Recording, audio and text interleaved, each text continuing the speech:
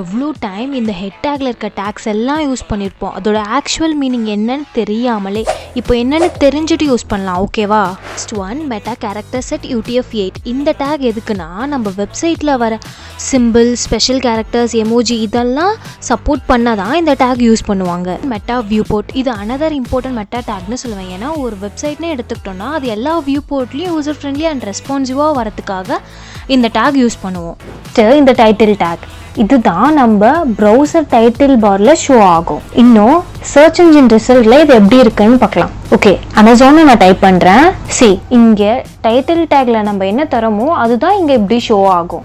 Description take, இதில் தான் நம்ம வெப்சைட் பற்றின ஷார்ட் சம்மரி மாதிரி தருவோம். ஒரு டைமும் கூகுள் ஸ்க்ரால் பண்ணும்போதும் நீங்கள் என்ன டிஸ்கிரிப்ஷன் டேக்ல கொடுத்துருக்கீங்களோ அதுதான் இங்கே எப்படி ஷோ ஆகும். கீவேர்ட் டேக், இப்போ டெக்னிக்கல் ரிலேட்டடான வெப்சைட்னா இந்த மாதிரி கீவேர்ட்ஸ்லாம் இந்த டேக்ல இப்படி ஆட் பண்ணுவோம்.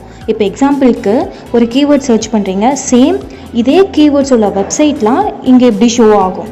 இன்னும் இந்த எக்ஸ்ட்ரா டேக்ஸ்லாம் external links and script tags தான்.